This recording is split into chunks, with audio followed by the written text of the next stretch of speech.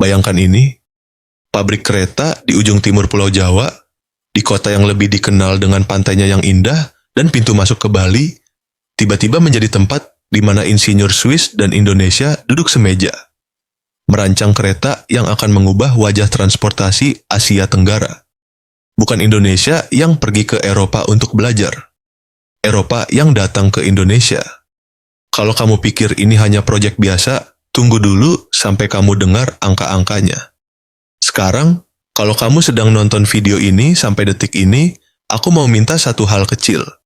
Teman aku bilang, konten tentang industri dalam negeri itu membosankan dan nggak akan ditonton orang.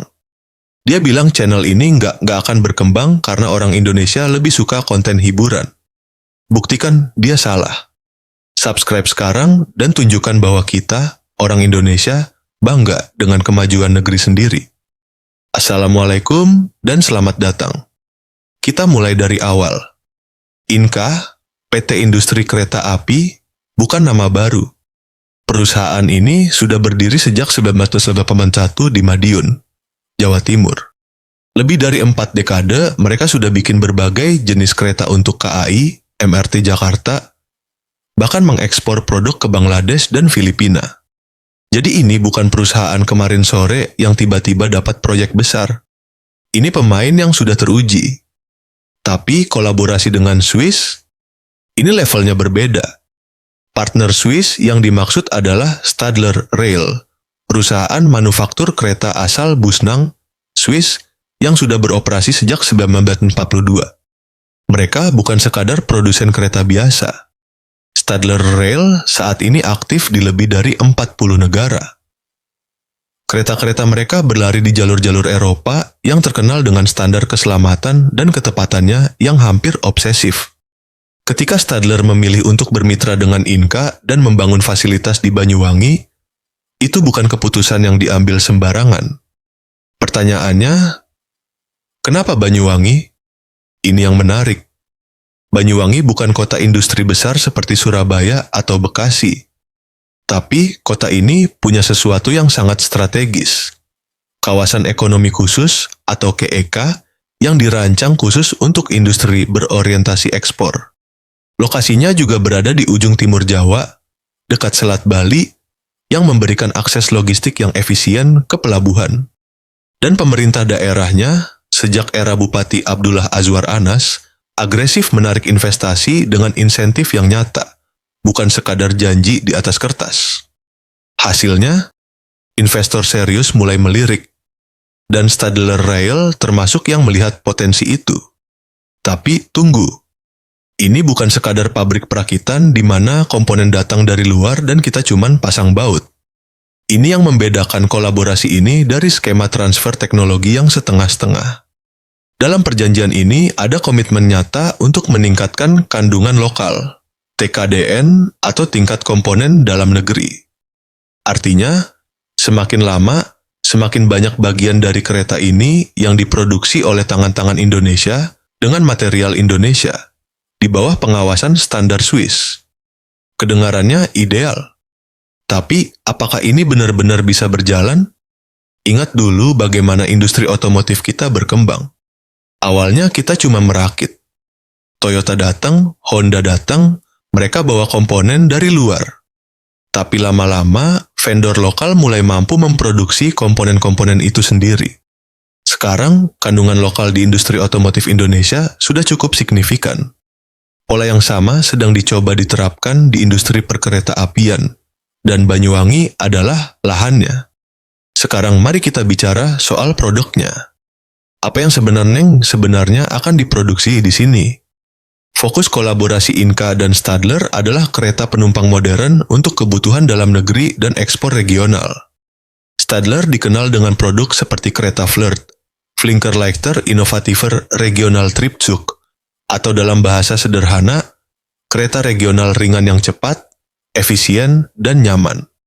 Jenis kereta ini sangat cocok untuk koridor-koridor padat di Indonesia seperti Jabodetabek, Bandung Raya, atau bahkan proyek kereta cepat regional yang sedang dalam perencanaan jangka panjang. Dan inilah yang perlu kamu pahami soal posisi Indonesia saat ini. Kebutuhan kereta di Asia Tenggara sedang meledak.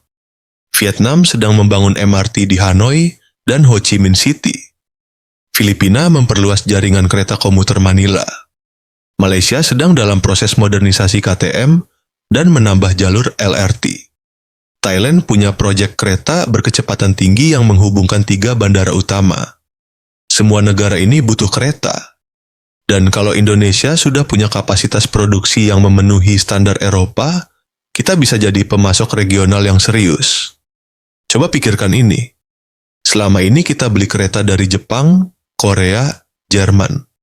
Bagaimana kalau 10 tahun dari sekarang, negara-negara tetangga yang beli kereta dari Indonesia? Itu bukan mimpi kosong. Itu adalah logika industri yang sedang dibangun sekarang. Tapi ada tantangan besar yang harus diakui jujur. Pertama, soal SDM.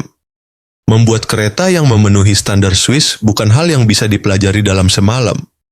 Stadler terkenal dengan quality control yang sangat ketat. Seorang insinyur Stadler pernah bilang dalam sebuah wawancara bahwa toleransi error dalam produksi komponen kereta mereka diukur dalam milimeter, bukan sentimeter. Ini butuh pelatihan intensif, budaya kerja yang berbeda, dan waktu yang tidak sebentar. Inka sadar soal ini. Makanya bagian dari perjanjian kolaborasi ini mencakup program pelatihan teknis, di mana insinyur dan teknisi Indonesia dikirim ke fasilitas Stadler di Eropa untuk belajar langsung. Ini investasi jangka panjang yang hasilnya tidak akan terlihat besok, tapi akan terasa dalam 1 dekade. Kedua, tantangan rantai pasok. Saat ini, banyak komponen presisi tinggi untuk kereta modern masih harus diimpor. Sistem propulsi listrik, sistem rem canggih, elektronik traksi, semua itu belum bisa diproduksi sepenuhnya di Indonesia. Membangun ekosistem vendor lokal yang mampu memasok komponen-komponen ini butuh waktu, regulasi yang mendukung, dan modal yang tidak kecil. Tapi ada satu hal yang membuat kita bisa optimis. Indonesia punya pengalaman melakukan ini sebelumnya. PT Pindad di Bandung sekarang memproduksi kendaraan militer yang diekspor ke berbagai negara. PT Dirgantara. Indonesia pernah menjadi satu-satunya produsen pesawat di Asia Tenggara yang punya kapabilitas desain sendiri. PT PAL di Surabaya membangun kapal perang yang dibeli oleh negara lain. Kita punya DNA industri pertahanan dan manufaktur berat yang sudah teruji.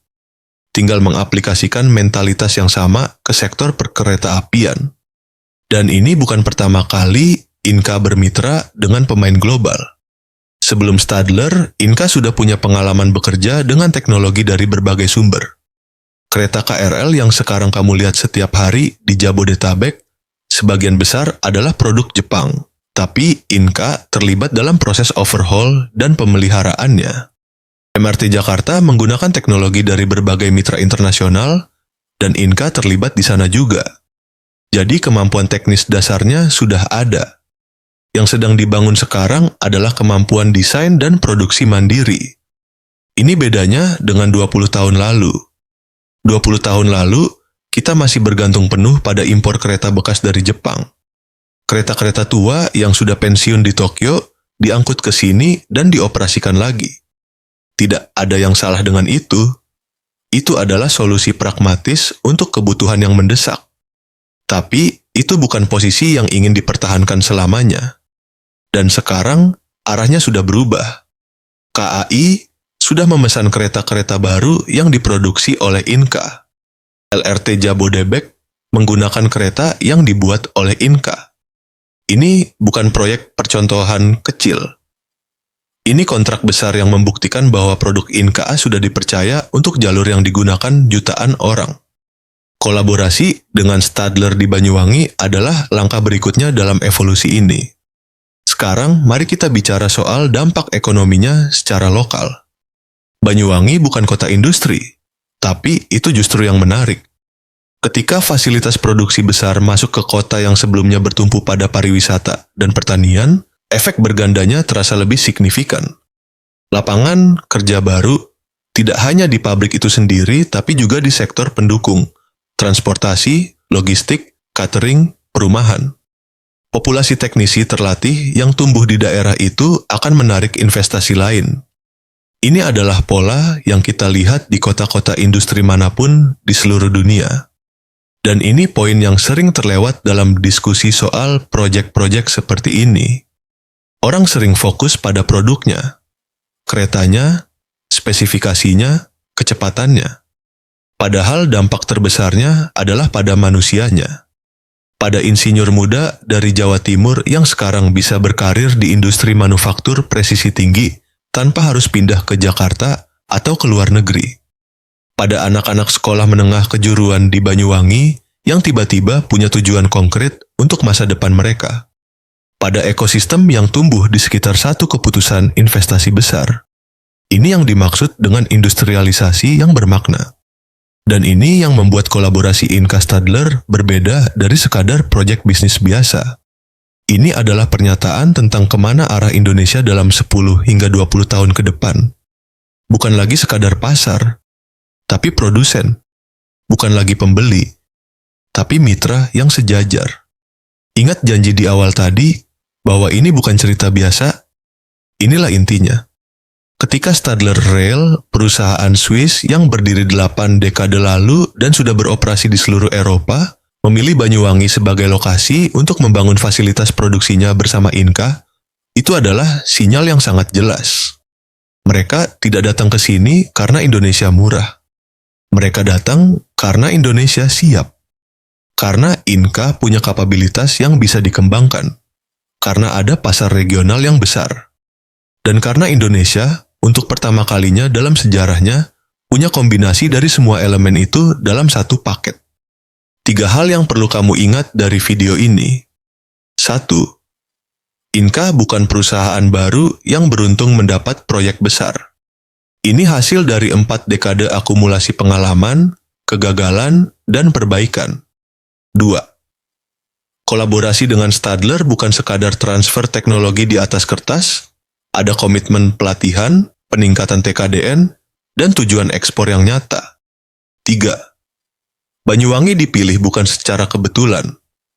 Ini hasil dari strategi pengembangan kawasan ekonomi yang deliberatif dan konsisten. Dan yang terakhir, ini baru permulaan. Dunia sedang bergerak ke transportasi berbasis RL karena alasan lingkungan, efisiensi energi, dan kapasitas. Negara yang bisa memproduksi kereta sendiri akan punya keunggulan strategis yang luar biasa di abad ini. Indonesia sedang memposisikan diri untuk menjadi salah satu dari negara-negara itu. Eropa tidak datang ke Banyuwangi karena kasihan. Mereka datang karena melihat sesuatu yang layak diajak bermitra. Sekarang pertanyaannya, apakah kita melihat hal yang sama pada diri kita sendiri? Kalau video ini membuka perspektif baru buat kamu, bantu dengan 1 klik subscribe. Dan kalau kamu punya teman yang masih belum percaya bahwa Indonesia bisa jadi pemain industri global, kirimkan video ini ke dia. Biarkan fakta yang bicara. Sampai jumpa di video berikutnya.